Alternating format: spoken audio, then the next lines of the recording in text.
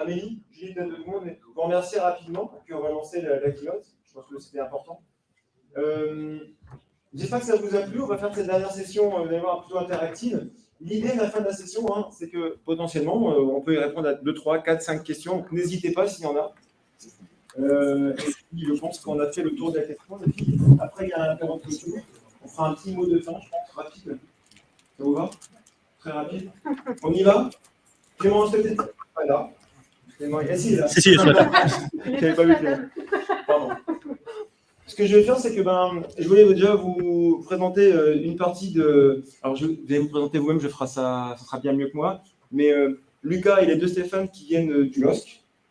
Ils ne sont pas du tout, ils ne connaissent pas le stade, c'est pas leur truc. Et Lucas, tu te présenteras avec les 2 Stéphane, je te laisse la parole. Après, on va faire un jeu de questions-réponses autour de la data dans le milieu du sport de haut niveau. Comment il l'interprète, comment on joue avec tout ça. Lucas, je te laisse te présenter peut-être. Ouais. Avec la sucette dans le. Voilà. Bonjour à tous.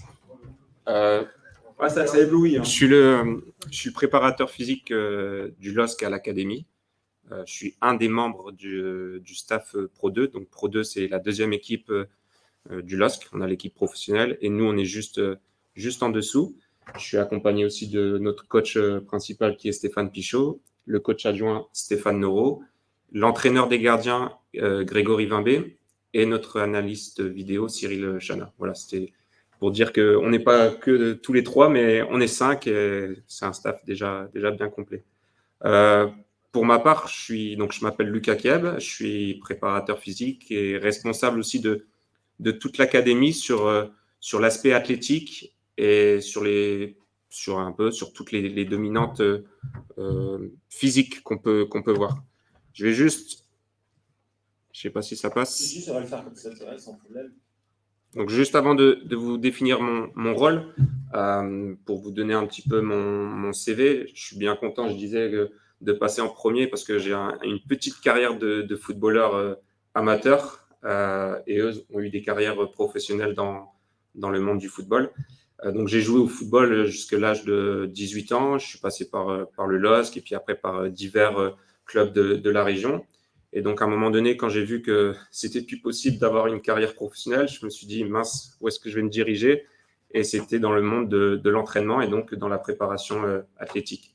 Donc, j'ai fait des études en STAPS, un master EOPS, entraînement et optimisation de la performance sportive. Donc, j'ai un master 2. Et au fur et à mesure, j'ai enchaîné les stages, 1 an, 2 ans, puis 3 ans. Et puis, ayant joué au LOSC, ça m'a aussi aidé dans les contacts. Et puis, ils ont bien aimé ce que je faisais. Et puis, j'ai été embauché. Et aujourd'hui, je suis au LOSC depuis maintenant 6 ans. Donc, voilà un petit peu mon CV.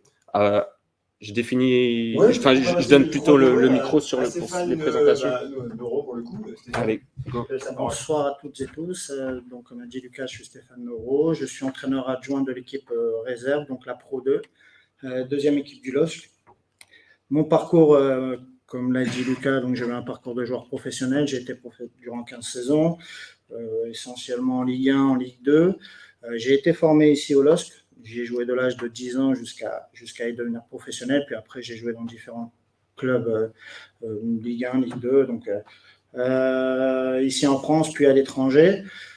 Puis voilà, je suis revenu au LOSC à la fin de ma carrière. J'ai d'abord commencé par un parcours d'entraîneur dans les clubs de structure amateur avant de revenir ici depuis le mois de janvier, donc au sein de la formation du LOSC avec pour objectif accompagner, développer, former nos futurs, on l'espère un maximum de futurs jeunes qui joueront ici, qui rejoindront les groupes professionnels d'ici peu. Voilà un peu pour mon parcours à moi et ce que j'y fais. Voilà, je donne la parole au coach principal. Bonsoir. Oui, je suis le coach principal de l'équipe Pro 2 réserve du LOSC avec tout le staff qui a été présenté tout à l'heure. Mon parcours à moi, j'ai commencé joueur. J'ai eu la chance aussi, comme Stéphane, de jouer pendant 18 ans. Voilà, au haut niveau, donc ce qui veut dire que j'ai été épargné par les blessures. J'ai commencé à Laval, je suis passé par le club de Lille pendant 4 ans. Ensuite, j'ai fait 2 ans au PSG, 3 ans à Sochaux, 2 ans à Strasbourg. J'ai fini 3 ans à Moucron, qui était le club partenaire de Lille, et c'est pour ça que j'ai fini ma carrière ici. Ça m'a permis d'intégrer directement le centre de formation. J'ai été coach pendant 4 ans. Ensuite, je suis parti pendant 2 ans coach adjoint des professionnels au Mans FC. Et je suis revenu depuis l'année dernière, justement, à la tête et responsable de cette équipe Pro 2, de ce groupe formation, dans l'optique aussi de redynamiser un peu la formation. Et toujours à la recherche de l'excellence avec le président qui est arrivé, M. Létang. Voilà, il a vraiment un objectif, c'est de redonner une belle image de la formation, de faire jouer les joueurs de la région et surtout de développer les joueurs de demain, comme il appelle. Le foot est en pleine évolution, comme tous les secteurs d'entreprise. La recherche de l'excellence est vraiment un des critères essentiels. Donc c'est pour ça que les data, on y reviendra tout à l'heure, c'est un des points et des éléments importants. Il y a beaucoup d'études là-dessus, il y a beaucoup de prise en charge là-dessus. Toujours dans l'objectif d'être le plus performant possible. Et encore une fois, je le dis, c'est vraiment chercher l'excellence à tous les niveaux. Donc, c'est pour ça qu'on est là et c'est la mission qui nous a été donnée à moi et au staff, justement, sur les 3-4 prochaines années, d'amener 3, 4, 5 joueurs dans l'équipe 1 du LOSC issus de la formation. On a la chance, il y en a déjà 2 qui jouent. On va essayer d'en amener 3, 2 sur les derniers matchs, juste les derniers matchs. Mais c'est déjà bien pour nous et c'est déjà une fierté. Maintenant, on sait que pour tout, il faut un petit peu de temps et un peu de travail. Et il faut beaucoup de temps et beaucoup de travail, plutôt qu'un petit peu de temps et un petit peu de travail. Voilà. Je redonne la main. Ouais, Lucas, peut-être. Ouais. Je laisse Lucas. Voilà. On a dit beaucoup de choses, Stéphane et Lucas, on parle de performance, etc. Aujourd'hui, plutôt Lucas, pour la question plus technique, Ouais. on parle de data, mais concrètement, on parle de quoi? Qu'est-ce que tu récoltes? Comment tu la récoltes? C'est quoi? La data au LOSC, techniquement, c'est quoi? Ok. Comme le coach l'a dit, on individualise nos performances, on individualise toutes les données afin de performer tous les jours et d'amener le maximum de joueurs au niveau professionnel. Et du coup, si on peut passer à la slide suivante. Donc, pour individualiser et performer, il faut tester. Donc, d'abord, j'ai plein de tests qui me permettent d'évaluer différentes qualités physiques. Aujourd'hui, on a des tests qui ont été prouvés scientifiquement sur l'endurance, par exemple, où on utilise, là j'ai mis 2 tests qu'on fait, la VMA, ça doit parler à certains pour ceux qui pratiquent un peu la course. Au collège, le bip, c'est ça. On en a différents et qui calculent aussi différentes choses. Aujourd'hui, nous, on utilise la VMA pour un peu tout ce qui est aérobie et le 30-15 IFT, qui est le test de Martin Buchette, qui est aussi notre responsable de la cellule de la performance chez les pros, où là, c'est justement un peu tout ce qui est un peu effort intermittent et donc voilà, il y a aussi un peu neuromusculaire, tout ce qui est au niveau du bas du corps. Je vais pas rentrer dans les détails de tous les tests, mais vous avez bien compris qu'en fait, on teste les joueurs sur leurs différentes qualités physiques afin d'être le plus performant, de s'entraîner tous les jours avec ces données-là et aussi d'individualiser le travail de tous les jours. J'ai regardé mes notes parce qu'on a répété quand même. Mais concrètement, Lucas, c'est quoi? C'est un bracelet, c'est un bonnet, c'est des chaussettes connectées. Comment on connecte toutes ces choses-là? C'est des caméras, voilà. C'est quoi le matos? Là, en l'occurrence, pour les tests physiques, c'est vraiment des machines ou des logiciels qui nous permettent de dire tel joueur a, par exemple, des faiblesses au niveau des ischio-jambiers, qui est un muscle important pour le footballeur. On a les données, qu'est-ce qu'on fait avec? Quel programme on met en place avec toute la cellule médicale? Qu'est-ce qu'on met en place derrière toutes ces données? Et voilà comment on les utilise. Par exemple, on est aussi dans un développement de musculation, de force. On fait une multitude de tests qui sont pour le coup physiques. Et après, voilà, on individualise tout ce plan-là.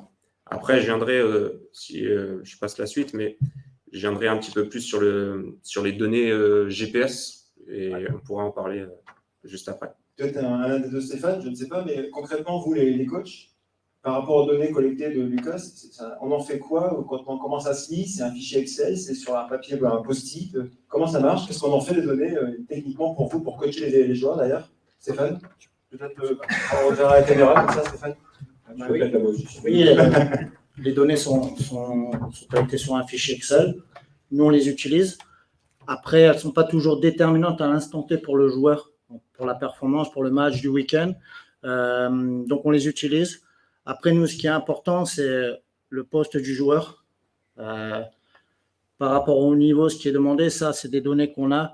On sait que tel poste, au haut niveau, il y a tant de distance à parcourir, il y a tant de kilomètres à faire par match. Et on essaie de situer où le joueur, notre jeune joueur, se situe par rapport à ça.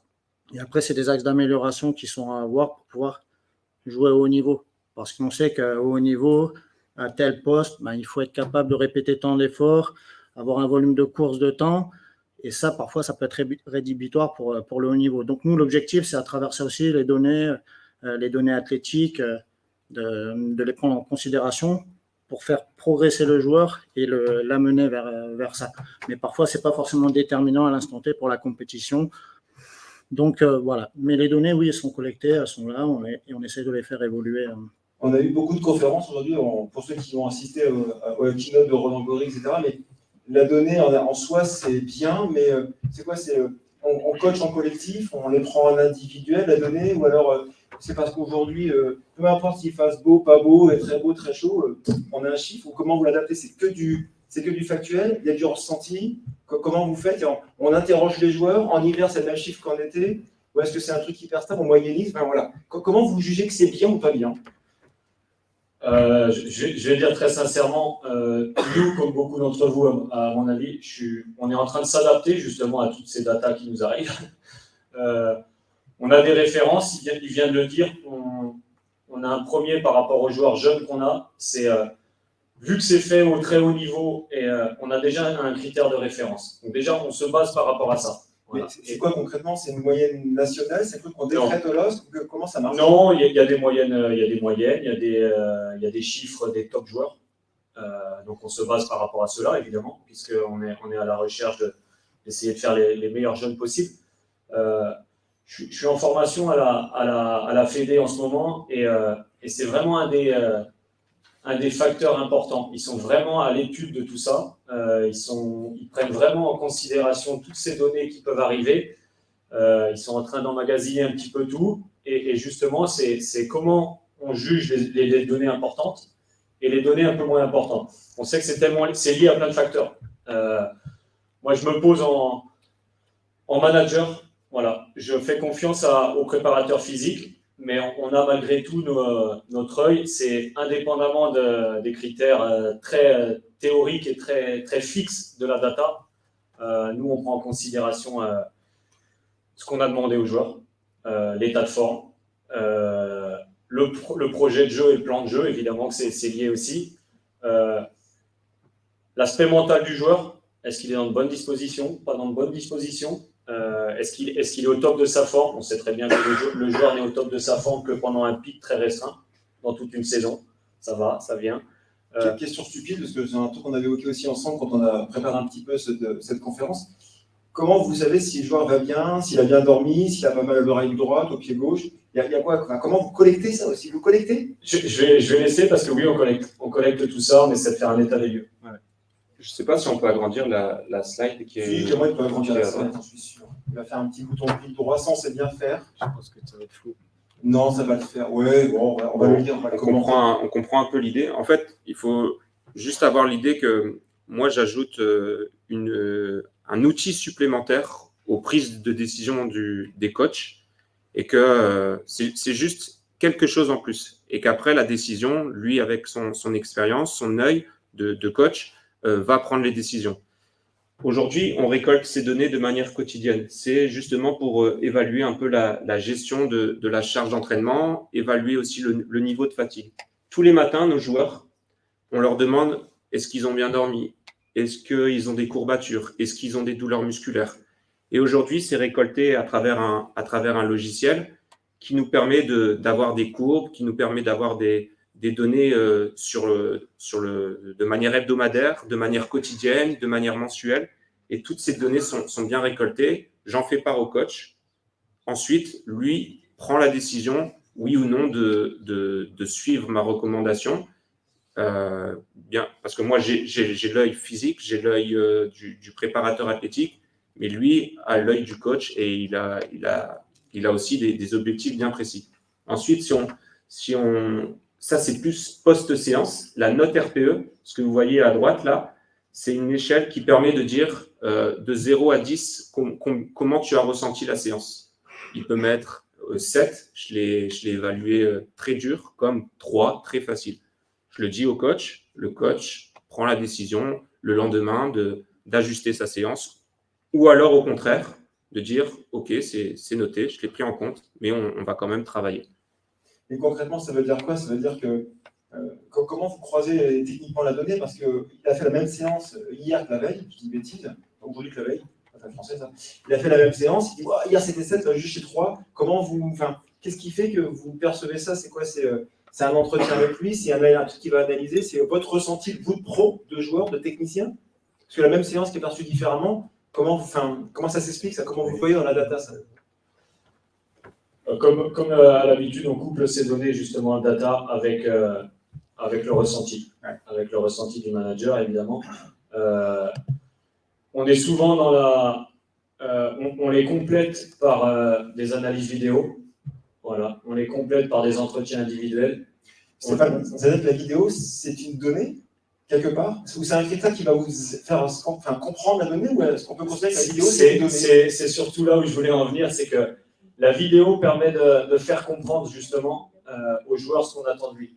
Voilà. Donc on a les données GPS, les données de tous les logiciels justement sur le nombre de courses, le nombre de sprints, le nombre d'accélérations, le nombre de décélérations, la quantité de blocage. Tout ça, on peut l'avoir. On a la chance, Lucas travaille avec en parallèle avec la cellule performance des pros. Donc tout ça, on l'a. Pour ne rien cacher, les dernières données, on a vu que Benjamin André a couru est dans le top 5 européen de nombre de passes dans les derniers 30 mètres, que Jonathan David est celui qui répète le plus de sprints à haute intensité, qui fait 11 km 4 par match de moyenne, ce qui le place dans les top 5 des joueurs. Donc tout ça, c'est des données qu'on doit analyser, mais après, il faut comprendre comment on fait pour l'analyser, comment il a pu le répéter. Est-ce que c'est parce qu'il a bien dormi? Est-ce que c'est justement parce que mentalement et psychologiquement, il est très bien en ce moment et que ça ne coûte pas? C'est pour ça que les mêmes efforts maintenant ne seront pas ressentis de la même manière le jour où il sera un petit peu moins. C'est pareil dans une entreprise. Je pense qu'il y a la dynamique qui fait que l'évaluation va être différente ou le ressenti du joueur va être totalement différent. Donc dans ce cas-là, les datas, on les met un petit peu de côté et on essaie justement de conserver cette dynamique mentale. Voilà. Mais par contre, pour revenir à ce que je disais par rapport à la vidéo, nous, chez les jeunes, ça permet de leur montrer. Et leur montrer ou de se mettre d'accord, ou leur dire, voilà, là, tu dois répéter les courses, là, tu dois freiner, là, tu dois bloquer, là, tu dois aller là. On essaie de leur faire comprendre comme ça. Et je pense que c'est pareil dans chaque entreprise. Une fois que c'est compris et les personnes savent exactement ce qu'on attend d'elles et le rendement qu'on attend d'elles, voilà, donc ces datas servent aussi à ça, à expliquer ce que c'est que le haut niveau, ce que c'est que la performance et où on en est par rapport à ça. Donc, on prend tous ces critères en compte, mais encore une fois, pour revenir, non, la séance ne va pas être ressentie de la même manière si le joueur a marqué 2 buts la veille que si le joueur a raté 3 occasions. Ça, on en est certain, parce que l'aspect mental rentre en compte. Et là, on va être plus sur le management, l'accompagnement, la mise en confiance, l'encouragement, et on va enlever un petit peu ces datas et ces ressentis, parce qu'on sait très bien pourquoi c'est comme ça. Voilà. Alors, c'est une question qu'on n'a pas préparée, mais elle me vient à l'esprit. Il y a 15 ans, il y a 20 ans, on n'avait peut-être pas tout ça. Et nos joueurs d'avant, pas vous d'avant, parce que c'est pas encore, la génération encore d'avant, comment on pilotait en fait? Sans data, c'est un peu comme les entreprises, aujourd'hui on a plein de données, etc. Mais techniquement, est-ce que si demain Lucas ne donne plus les données, on est capable quand même de piloter, ou ça devient un truc totalement impondérable pour mettre un mec dans le top 5, dans le top 12? Ou est-ce qu'on pourrait faire sans, en vrai, aujourd'hui, sans ça? Est-ce qu'on pourrait coacher un joueur sans la donnée? Alors, il y a 20 ans, j'avais 10 ans, donc j'avais pas trop de recul par rapport à ça. Mais en tout cas, je sais qu'aujourd'hui, aucun club professionnel ne bosse sans les data. C'est impossible.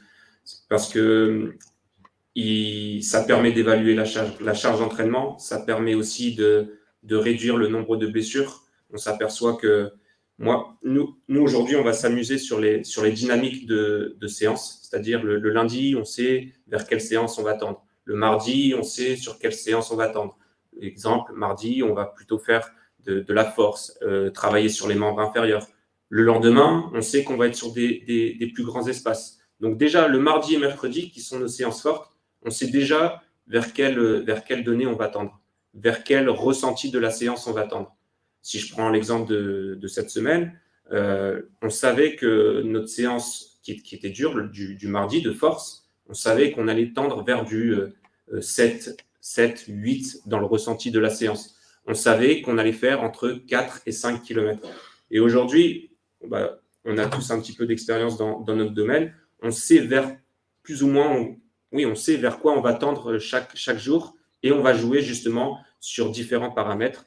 Désolé, c'est un peu barbare et pas très beau à voir de là où vous êtes, à mon avis, mais c'était juste pour vous dire qu'on a une multitude de chiffres avec la distance totale, le coach l'a dit, les courses à haute intensité, les nombres de sprints.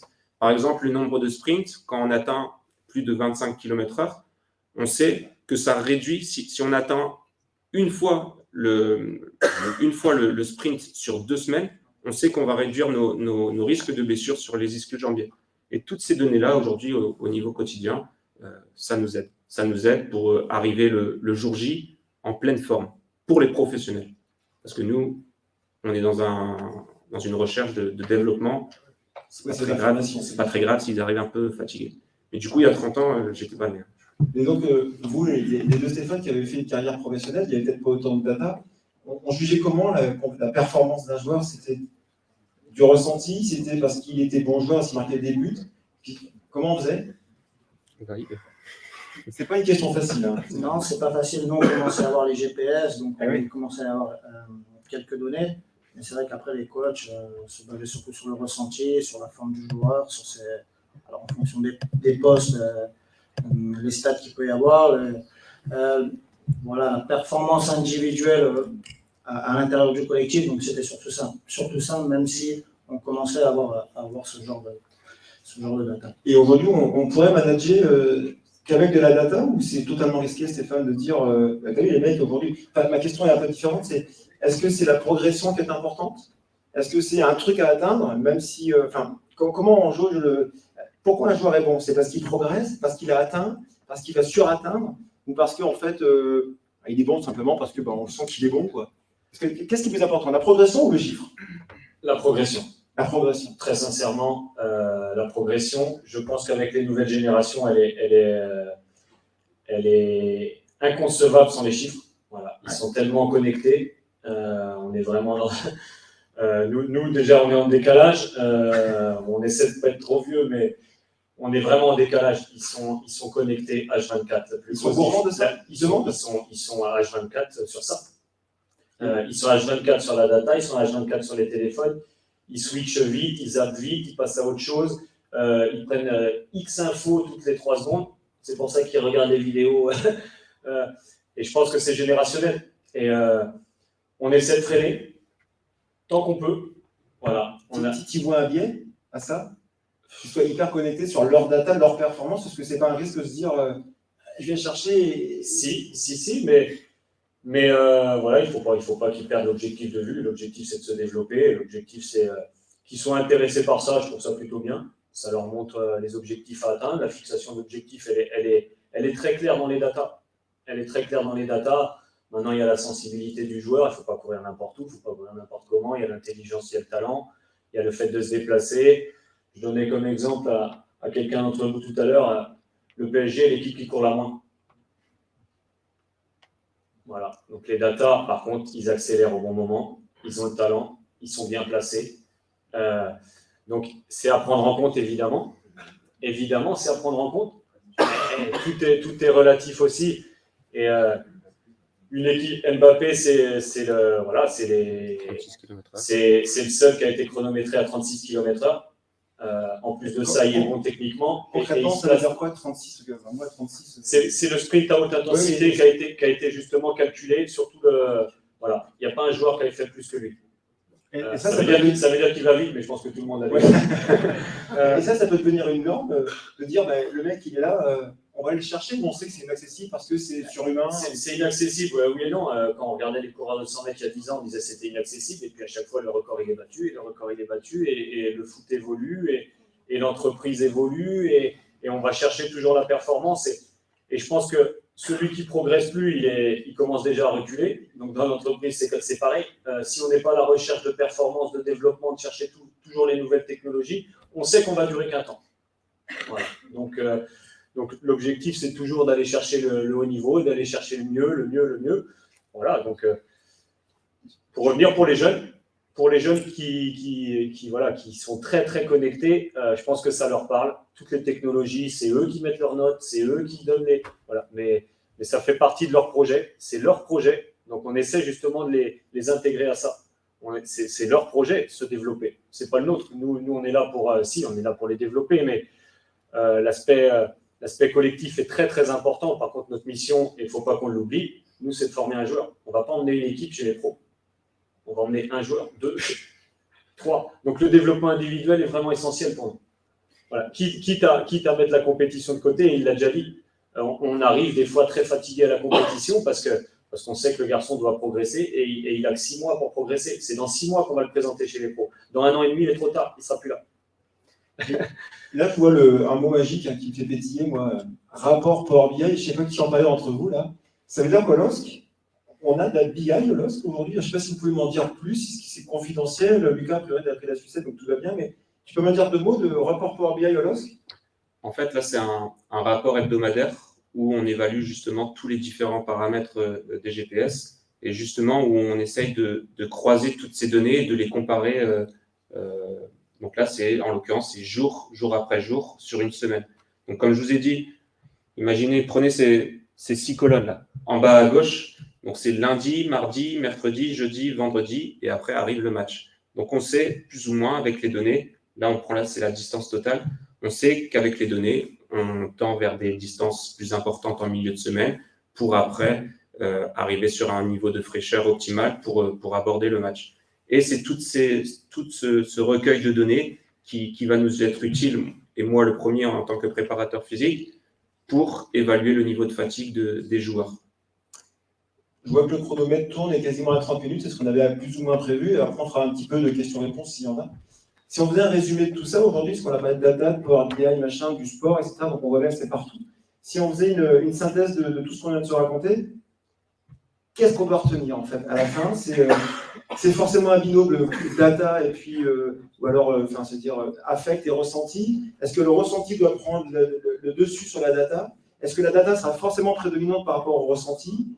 Ou est-ce qu'au final, c'est un peu comme une entreprise, si on a un objectif inatteignable, on va tuer des gars et on ira pas au bout, quoi. C'est quoi le plus important à la fin? C'est un binôme, c'est le ressenti, c'est la data, c'est quoi? Si on faisait une synthèse de tout ça. Moi, je vais donner mon œil de préparateur physique. Aujourd'hui, je ne pourrais pas faire sans. J'ai commencé mon travail avec les datas et avec justement cet élan de toutes ces données. Donc, je ne pourrais pas faire sans, et je donne je guide les séances dans les dynamiques, si on le fait fort, si on fait justement, on ralentit un petit peu, grâce à ces datas. Et du coup, je joue sur cette charge d'entraînement, je joue sur le risque de blessure, je joue sur l'état de forme grâce à ces datas. Et aujourd'hui, moi, je sais que je ne pourrais pas faire ça. Ça ne veut pas dire que par moment, encore une fois, je sors de ce domaine. Je prends un petit peu plus la casquette d'entraîneur et non de préparateur physique. Et on y va, quoi. On travaille et go. Peut-être Stéphane, pour clôturer cette interview, entre guillemets, cette session, le mot de la fin, ça serait quoi? C'est la data, ok, un mot de la fin là-dessus. C'est quoi ton ressenti? Si on devait faire un parallèle avec l'entreprise, parce qu'au final, on ne gère peut-être pas un club de football professionnel comme une entreprise, Mais je pense qu'on n'est pas si loin en termes de management, de repères, de cibles, d'objectifs. Pour clôturer tout ça, tu dirais quoi, Stéphane? Je pense que, comme dans l'entreprise, de toute façon, il y en a beaucoup. Il y en a beaucoup. Maintenant, le directeur, le manager, le président, je ne sais pas. C'est comment on arrive à la coupler justement avec les objectifs individuels pour quelle data on présente aux joueurs, aux salariés, justement, pour les booster et pour aller les pousser dans leur retranchement, justement, pour performer de plus en plus. Comment on arrive à travers ces données-là, ça doit être un appui, un support pour moi, pour la fixation d'objectifs, qu'elles soient individuelles ou collectives pour l'entreprise. Voilà. C'est comme ça que je le vois, mais je pense qu'on ne peut plus faire sans. Les datas sont présentes partout. Donc, voilà, c'est comme ça que je le vois. Merci beaucoup pour ça. Peut-être déjà les applaudir pour leur remercier de cette retour d'expérience. Des questions? Je vais donner la sucette et puis je vous laisse répondre. Merci pour la sucette. J'ai plusieurs questions. Est-ce que vous parliez des jeunes qui sont hyper connectés? Est-ce que vous n'avez pas peur et puis quelle est votre vision au long terme? Est-ce que vous n'avez pas peur que ça individualise le football? Est-ce que vous notez le collectif aussi à l'aide de ces données? Et une question un peu what the fuck, est-ce que vous n'avez pas peur que des clubs du même niveau avec qui vous jouez piratent ces données et se basent sur les prochaines feuilles de match, etc. Alors, je vais essayer d'être dans l'ordre sur l'individualisation et que chaque joueur pense plus à lui qu'au collectif. C'est le cas. Très sincèrement, c'est le cas. Et je l'ai dit, on forme pas. C'est un milieu tellement concurrentiel et on essaie de créer un collectif dans ce monde aussi concurrentiel, aussi difficile. Ils ne sont pas dupes, c'est des jeunes. Ils savent très bien que pour 70 jeunes qui rentrent au centre de formation, ce qui est déjà une sélection énorme, sur 3 générations, si on arrive à en faire passer 6 ou 7 pour jouer dans l'équipe 1 du LOSC, je parle. On va en former plein d'autres peut-être pour les clubs à objectifs un peu moindres. C'est déjà très bien, donc ils savent très bien, et c'est déjà des individus. Et on lutte plutôt justement pour que ce soit plus dans le collectif que l'individuel. Donc ça, c'est le premier constat. On essaie de leur faire penser collectif avant de penser individuel, mais c'est difficile. La deuxième question, c'était quoi déjà? C'était est-ce que vous n'avez pas peur de se faire pirater la data? Voilà, ça c'était la troisième. Est-ce que le collectif, c'est quoi la deuxième? C'est un petit peu ça, je pense avoir répondu un petit peu aussi. La troisième, c'est sur le fait d'être piraté. Je pense que tout le monde a accès à toutes les données.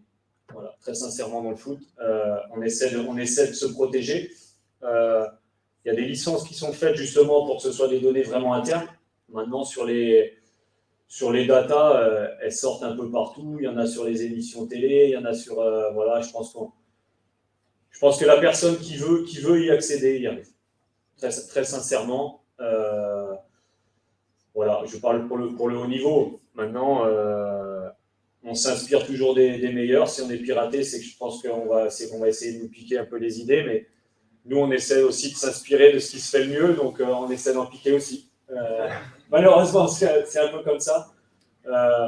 Oui, il faudrait un système très verrouillé. Voilà. Je sais que pour l'entreprise, sur la recherche, je sais que c'est assez verrouillé parce qu'il ne faut surtout pas se le faire piquer. Nous, dans le foot reste universel.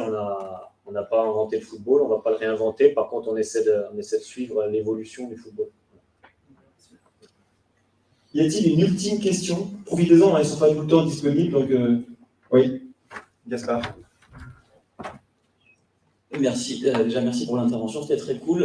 Vous avez beaucoup parlé de données liées à des joueurs, mais est-ce que vous êtes capable, peut-être au niveau de l'équipe pro, de sortir des données un peu plus stratégiques sur un match et dire quand tel gardien en première mi-temps il prend plus de buts qu'en deuxième mi-temps, quand je joue dans tel système je suis plus efficace, ou quand je fais plus de passes je gagne plus mes matchs? Est-ce qu'il y a des données un peu plus macro au niveau des matchs qui sont analysés?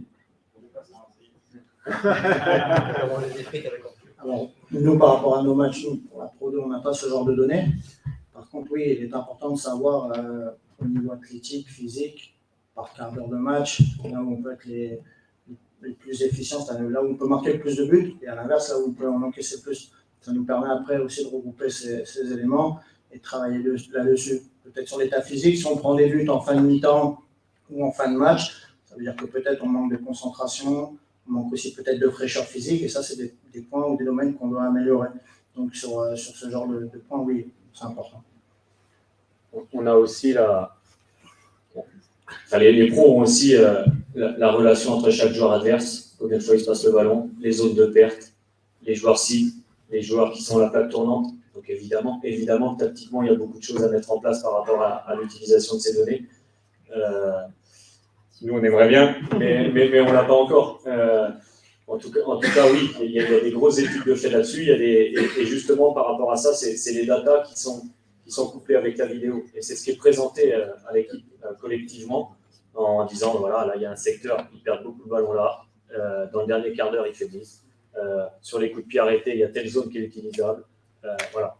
Donc, après, ils en font ce qu'ils en veulent, mais dans la préparation du match, oui, évidemment, tout est calculé, c'est pensé. Après, on n'y arrive pas toujours à reproduire ce qu'on a voulu. L'équipe adverse a travaillé sur ses faiblesses du match d'avant, donc forcément aussi, ils vont essayer de régler des choses. Et c'est comme ça que les matchs se préparent. Je vais rebondir sur le. Cédric, je te donne le micro. Vas-y. Oui, très simple. Est-ce qu'il y a toujours un lien logique? Vous avez à peu près répondu, je pense, mais entre la performance de l'entraînement, c'est-à-dire les éléments qu'on retrouve dans le processus d'entraînement, je travaille l'endurance, je travaille ceci, cela, et vous avez évoqué le résultat en sortie de processus qu'on retrouve sur le terrain. J'ai couru longtemps, puisque j'ai beaucoup d'endurance, etc. Et ma question est-ce qu'on a des joueurs qui sont très forts dans leur processus d'entraînement, mais qui ne reproduisent jamais en résultat sur le terrain, qui fait qu'on a l'impression d'avoir un potentiel dans le processus d'entraînement, mais qu'on ne retrouve jamais en résultat effectif en sortie? Voilà ma question. Qui fait qu'à un moment donné, on se dit, mais merde, quand est-ce que ça va se traduire concrètement sur le terrain? À la différence de Mbappé, qui doit être mauvais sur son processus d'entraînement, parce qu'il ne peut pas courir, etc., mais qui a le talent, et de fait, finalement, il n'a pas besoin d'avoir d'un processus d'entraînement. J'étais clair. Généralement, on a plus ce deuxième cas, ouais, avec le joueur qui se donne un peu moins, le joueur talentueux, qui se donne un peu moins à l'entraînement et qui est justement très performant en match. À l'inverse, nous, quand nos joueurs, quand on a 2-3 joueurs de manière quotidienne qui vont chez les professionnels, on a justement une dépense énergétique assez importante comparée à ce qu'ils peuvent faire chez nous durant l'entraînement. Donc oui, il y a les deux côtés. Et après, c'est qu'est-ce qu'on fait de cette donnée? Oui, on a beaucoup couru. Oui, on a couru, je ne sais pas, sur un match 10 bornes, 11 bornes, ce qui est beaucoup. Par contre, comment tu as couru? Et ça en revient à la question juste avant. Ok, on a couru, ok, mais à quelle intensité? Où est-ce que tu t'es placé? Et donc, c'est juste un outil, une donnée supplémentaire qu'il faut corréler avec plein de choses, avec la méthodologie du coach, avec ses principes au niveau tactique. Et donc, voilà, c'est juste une bille supplémentaire. Ouais, pour compléter, les gros potentiels qu'on a l'impression de voir en entendant. On appelle ça, nous, les joueurs d'entraînement. Ouais. Entre nous, oui, on en a. C'est pour ça que récemment, on a fait appel à un autre levier qui peut se coupler justement à tous les datas, c'est la préparation mentale. Ouais. Voilà. On ne comprend pas des fois pourquoi le joueur a tous les atouts, mais il lui manque quelque chose. Alors, est-ce que c'est dans sa préparation? Est-ce que c'est dans la concentration? Est-ce que c'est dans la confiance en lui? Est-ce que c'est la gestion de l'émotion? C'est un domaine qu'on ne maîtrise pas. Il faut des spécialistes. Donc, on est en train justement d'y venir pour, et nous former, pour vraiment être formés justement à ça. Et surtout pour le suivi individuel du joueur, parce qu'il n'y a rien de plus frustrant pour nous que de dire que ce gamin-là a le talent et on n'y arrive pas. Et on n'y arrive pas. Et on sait malheureusement qu'on est tenu par un chrono qui est au-dessous de notre tête. Et si telle génération n'y arrive pas pendant un an, ben c'est que malheureusement, on passe au suivant. Donc, oui, on doit, et encore une fois, on doit le coupler à d'autres éléments, à d'autres paramètres. Mais oui, ça arrive. Et c'est sur ce type de profil qu'on va avoir besoin de plus de données possibles.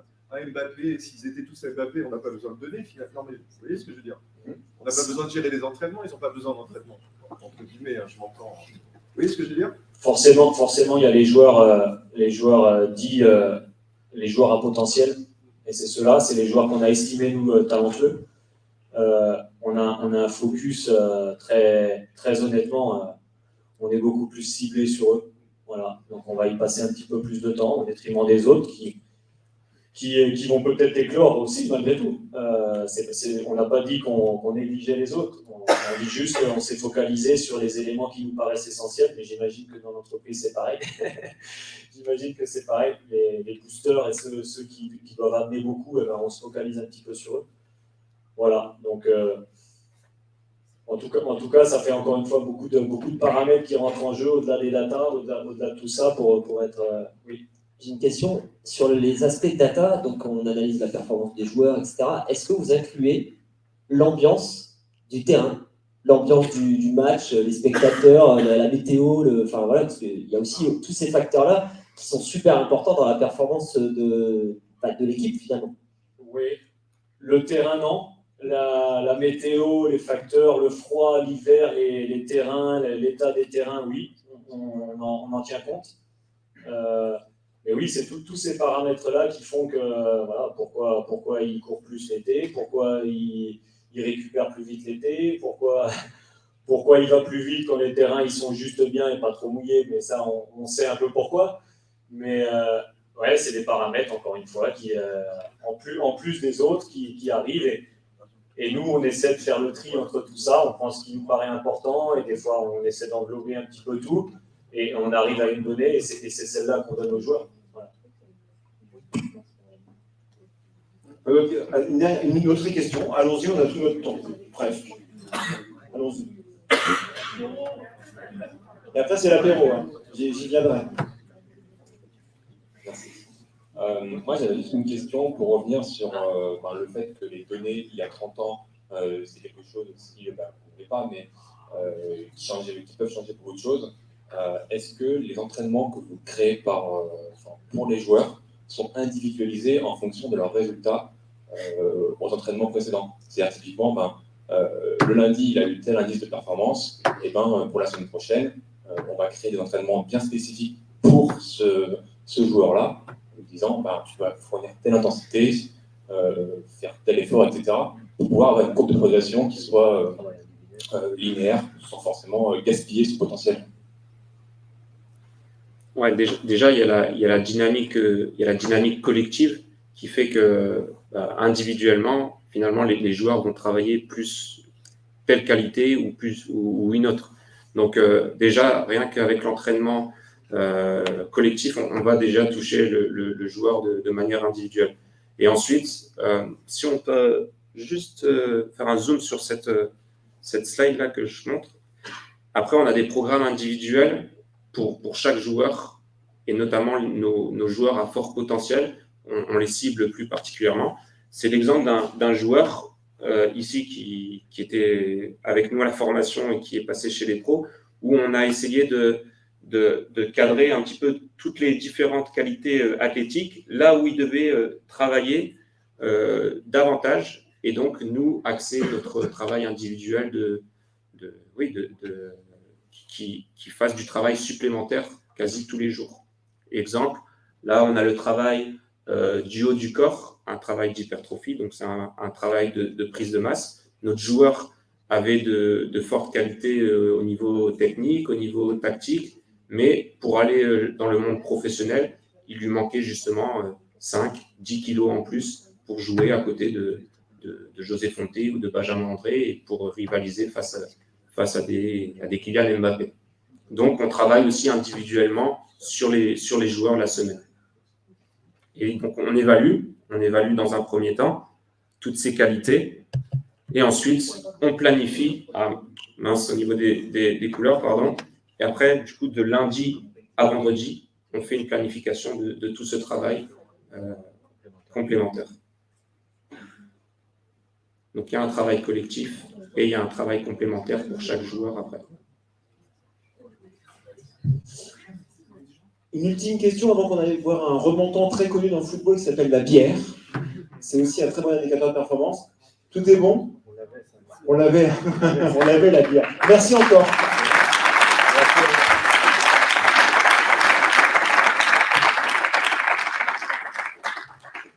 30 secondes. Je donne le micro à Amélie. J'ai beaucoup trop parlé aujourd'hui. J'étais très trop sur la scène. Julie, Amélie, je vous laisse conclure.